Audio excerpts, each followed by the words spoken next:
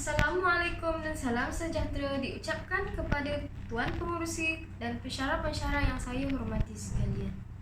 Izinkan saya memperkenalkan diri saya. Nama saya ialah Nur Afrina binti Afizan Joni, berasal daripada Johor Bahru dan merupakan pelajar Ijazah Sarjana Muda Komunikasi. Terima kasih kerana sudi meluangkan masa bersama saya dalam perbahasan hari ini tentang keunikan etnik yang berada di Malaysia. Izinkan saya membuka bicara dengan sebaris pantun. Mencari timbul si anak dara di bawah sarang burung tempua. Salam sembah pembuka bicara, selamat datang untuk semua. Hadirin sekalian, umum mengetahui negara kita merupakan sebuah negara yang terdiri daripada rakyatnya yang berbilang kaum. Kaum-kaum utama yang terdapat di negara ini ialah Melayu, Cina dan India. Di samping kaum-kaum yang terdapat di Sabah dan Sarawak seperti kaum Dusun, Mulut, Bajau, Kadazan, Iban, Bidayu, Dayak dan sebagainya. Negara kita juga menyambut pelbagai perayaan di setiap tahun dan bagi menghormati setiap perayaan, kerajaan juga telah memberi cuti umum pada hari-hari tertentu. Setiap kaum yang terdapat di Malaysia ini mempunyai budaya masing-masing yang telah diamalkan sejak dahulu hingga sekarang. Budaya yang diamalkan dan diwarisi sama ada dari aspek kesenian, bahasa, adat resam, muzik, agama, kepercayaan maupun undang-undang mempunyai keunikannya tersendiri bagi setiap kaum. Negara ini terdiri daripada semenanjung Malaysia dan Malaysia Timur yang telah mendapat kemerdekaan pada tanggal 31 Ogos 1957. Terdapat juga bangsa Eurasian yang merupakan kacukan keturunan Eropah dan Melayu yang tinggal di Malaysia. Komuni kecil di Melaka merupakan keturunan penjajah Portugis yang mengawini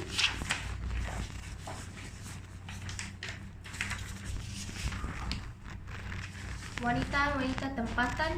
Masyarakat Portugis ini mengamalkan agama Katolik dan bercakap dalam bahasa Kristang atau Kristol. Kaum Portugis setiap kumpulan etnik memiliki ciri-ciri budaya sendiri yang berbeza berbanding yang lainnya. Mereka mengecap tahap integrasi yang berbeza. Mari kita mengenali kaum ini dengan lebih lanjut. Latar belakang masyarakat Portugis. Kini masyarakat Portugis di Melaka iaitu di kampung Ujung Pasir yang dikenali sebagai Mini Lisbon. Ia terletak 5 km dari bandar Melaka iaitu di Ujung Pasir, Melaka. Perkampungan ini dianggarkan berjumlah 1,200 secara keseluruhan penduduknya yang terdiri lebih daripada 350 buah keluarga dan 118 buah rumah yang didiami oleh masyarakat Portugis. Masyarakat Portugis di kampung itu wujud pada 1926 hingga 1930 di mana daripada penjajah British, warga Portugis ditempatkan di sini. Jalan-jalan yang terdapat di sini ialah Albuquerque Avenue, Sequeira Avenue, Heredia Avenue dan Ruas Avenue yang berunsurkan nama-nama dan bahasa Portugis sendiri. Perkataan avenue yang sekarang ditukar kepada jalan. Selain itu, terdapat juga Cornelisa College dan yang ditukar kepada Sekolah Menengah Canossa. Pada asalnya, tanah kampung ini telah dibeli oleh seorang paderi daripada penjajah British.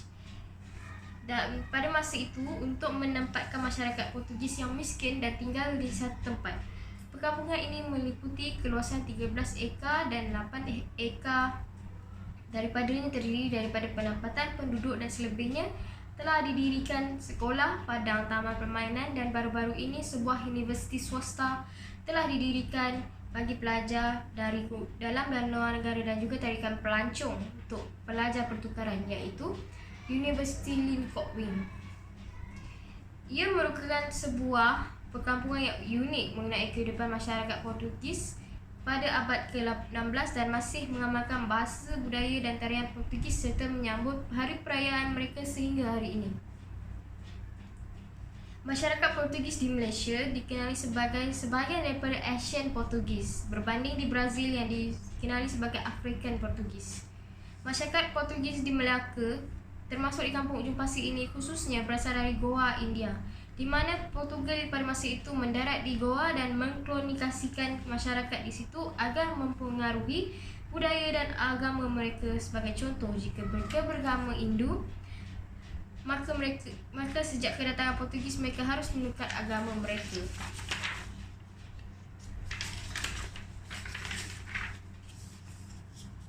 Kepada Katolik, dan jika mereka berbangsa India, mereka harus menukar bangsa mereka sebagai seorang orang Portugis.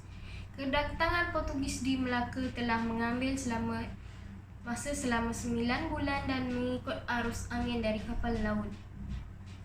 Masyarakat Portugis di Melaka ini telah hidup lebih selama 500 tahun. Pada tahun 1933, 28 ekar tanah di daerah ini telah dibeli bertujuan memberi bantuan kepada masyarakat Portugis untuk membina rumah terutamanya golongan miskin serta mengekalkan warisan budaya masyarakat Portugis.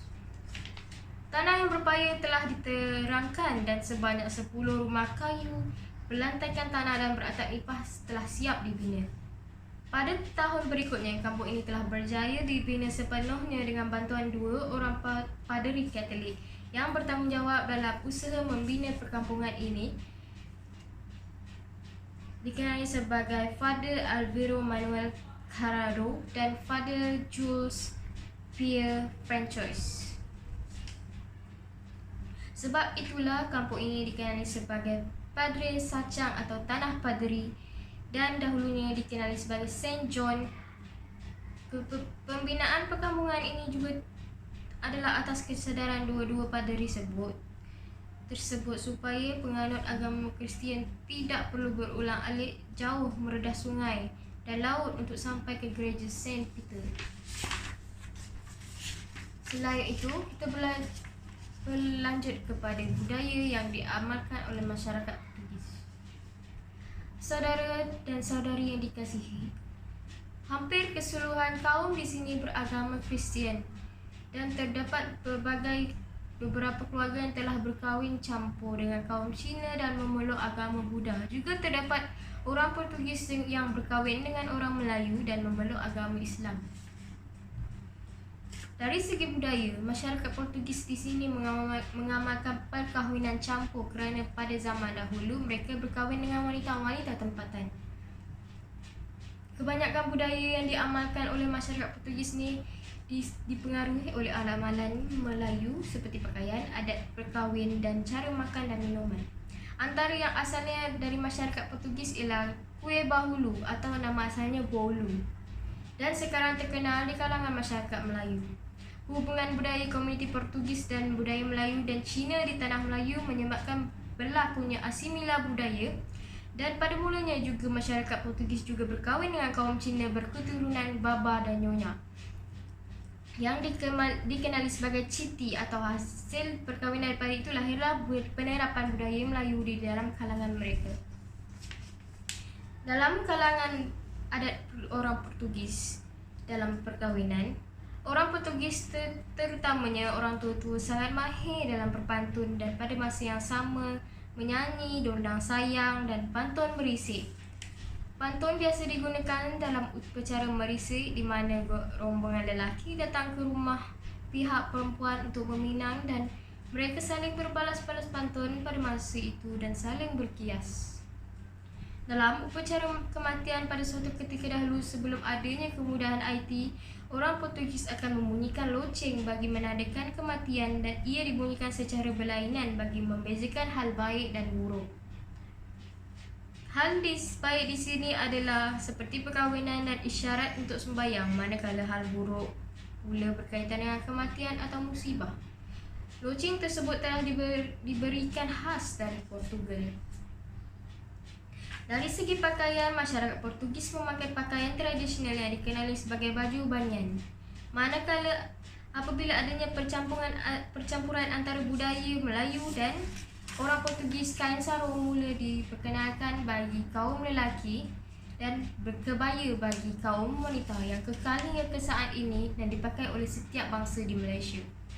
Masyarakat kampung Portugis di Ujung Pasir masih menyambut pelbagai perayaan. Antara pesta perayaannya ialah Pesta San Pedro, Pesta San Juan, pesta nelayan dan pesta air yang dikenali sebagai pesta intrudu yang bertujuan untuk menyucikan diri serta mengeratkan hubungan sesama penduduk dan masyarakat, dan juga bagi menyambut bulan puasa selama 40 hari. Bagi pesta San Pedro dan pesta nelayan, seramai 40 buah bot yang dihiasi dengan perhiasan dan antara 2 atau 3 orang awak-awak akan mengambil tempat dan dalam menghiasi bot-bot tersebut, dan padri akan membaca doa dan memberi rahmat kepada bot-bot ini agar para nelayan dapat menangkap hasil mereka dengan banyak. Kampung Ujung Pasir cukup terkenal dengan setiap hari perayaan Christmas kerana pihak media kerap membuat liputan di sini kerana keunikan cara mereka merayakan hari Christmas. Muzik yang masih digunakan pada setiap pesta keramaian ini ialah lagu Jingling Nona yang asalnya daripada Sri Lanka lalu dibawa ke tanah Melayu pada masa itu dan kekal hingga hari ini, yang digunakan bagi acara tertentu seperti joget lambak. Menang berjasa tidak berdipinta untuk membela kedudukan diraja. Berbudi bahasa amalan kita walau di mana kita berada. Sosioekonomi masyarakat Portugis pada zaman ini. Perkampungan Portugis ini terletak di tepi pantai yang menjadi tempat kehidupan marin seperti kerang, udang, ikan dan mengikut musim. Keadaan geografi ini telah menarik kaum ini untuk menetap di sini dan menjadikan laut sebagai sumber pendapatan mereka.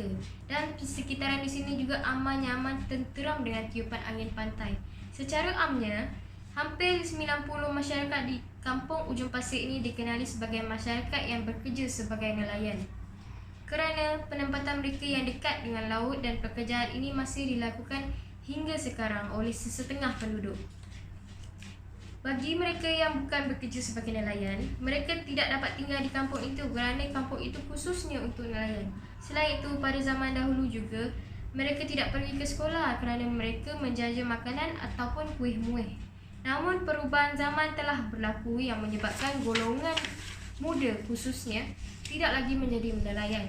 Mereka telah menyambung pelajaran atau bekerja di pusat bandar ataupun berniaga sendiri.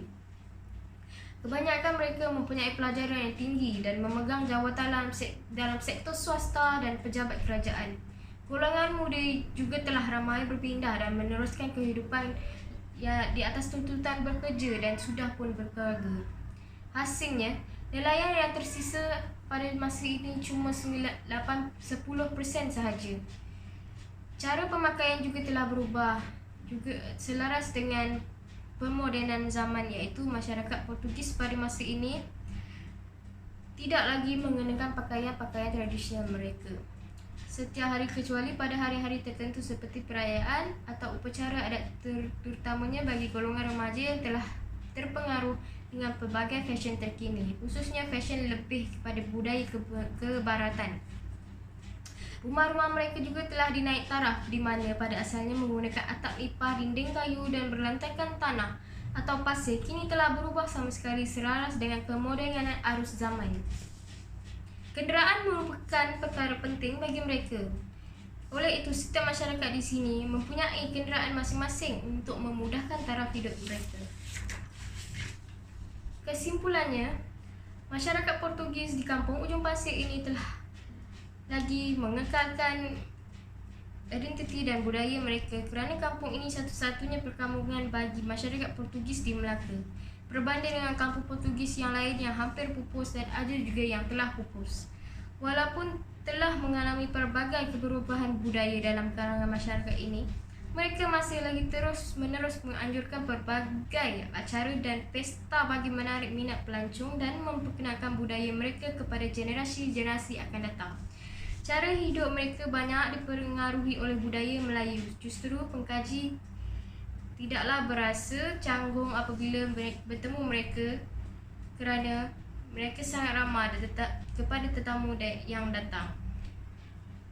Dalam upacara-upacara keagamaan, kepercayaan adat, pantang larang, perayaan dan pesta yang dijalankan di sini telah dapat memperlihatkan pengukuhan lambak etnik Portugis sebagai pengganut agama Kristian.